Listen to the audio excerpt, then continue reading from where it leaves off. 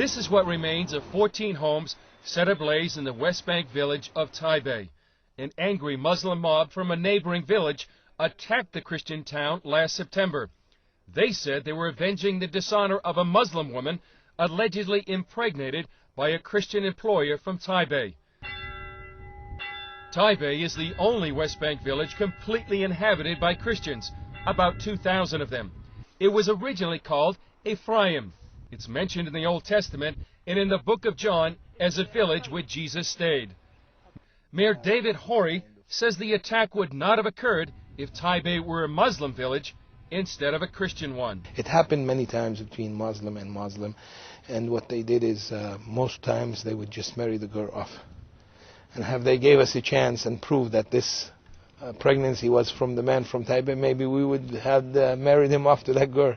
Palestinian officials are downplaying what happened here, depicting it as a dispute between families, the result of an out-of-wedlock romance. But some villages insist the incident was pure religious hatred. Taibeh Christians were used as scapegoats. Some of the 400 attackers were reportedly heard shouting, "Allahu Akbar," God is great, as they threw Molotov cocktails at Christian houses. We've hidden the identity of this West Bank evangelist for his protection. We'll call him Nadim. He suggests Palestinian authorities are covering up a larger problem, a rising tide of Muslim intolerance and violence directed against the Christian minority. It's a downplay in order to avoid a bigger issue, which would be a fight on the village level when you have villages attacking other villages. It's easier for them to downplay it in order to avoid the bigger problem, which I don't know there will be enough officials around to handle it if it were to come about. The attack on the village of Taibeh is one more example of the precarious position of Christians in the West Bank and throughout the Middle East. Last February, hundreds of Druze Muslims attacked Palestinian Christians in the northern Israeli village of Mugar. Rioters damaged 125 homes and businesses after a Druze teenager spread the false rumor that Christians had posted pornographic images of Druze women on the internet.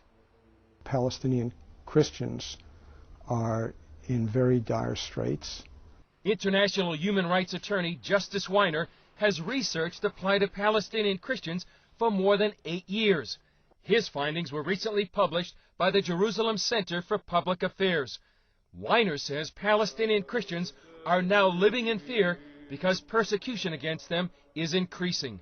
I think that the situation has been on a steep downhill for at least 12 years since Israel withdrew from the Palestinian populated areas of the West Bank and Gaza. They fear for their own lives, they fear for their family, they fear for their future as a community. A community that many Christians believe will be marginalized as the Palestinians move towards statehood. It's a hurt church, it's a suffering church. There's no mercy. This Palestinian woman suggests the marginalization of Christians has already begun. We'll call her Hanan. We've hidden her identity to protect her from retribution. Hanan says Christians are now being treated as second-class citizens in the Holy Land because Islamists dominate the Palestinian Authority. Now all the leadership and the people who are in authority, Muslims, and they force their laws, their teachings, their Quran, everything in courts, everywhere, in the schools, everywhere, they threaten people. People afraid to say no. Western leaders say elections scheduled for January prove the Palestinians are committed to establishing a democratic society. But the draft Palestinian constitution shows a government consigned to institutionalizing Islam over secularism.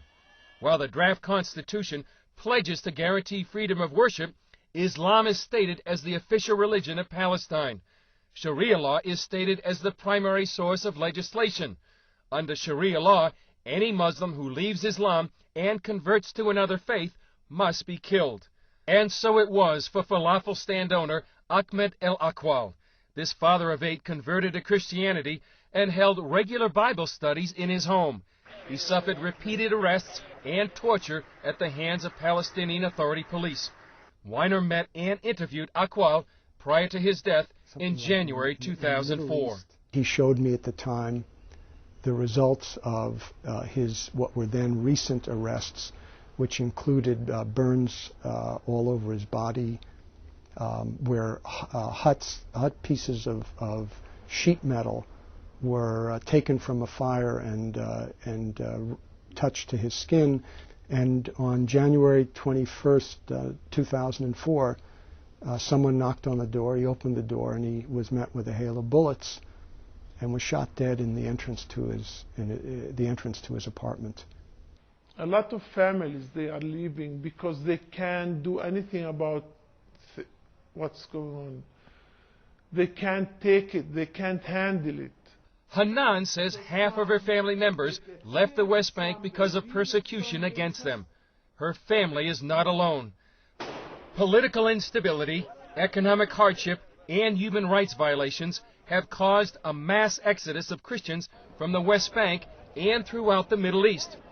One recent study shows the Christian presence in Israel, Syria, Lebanon, Jordan, and the Palestinian Authority has declined from a population of 26.4% in 1914 to less than 10% today. The city of Bethlehem, the birthplace of Jesus, was once a Christian city. Several decades ago, it was perhaps more than 80% Christian. Today, the Christian population has declined to less than 15%. While their numbers may be fewer and persecution against them is increasing, thousands of Christians have chosen to remain in the Holy Land, and some are quietly leading Muslims to Christ. When the person's faith is true and they realize that their suffering doesn't go unnoticed by God, they see that they are doing something for the cause of Christ and furthering His kingdom. Then they grow with more courage, and still the work goes on. In his second letter to Timothy, the Apostle Paul said those who live a godly life in Christ will be persecuted.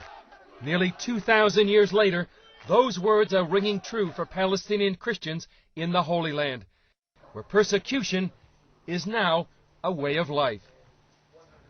From the West Bank, Chris Mitchell, CBN News.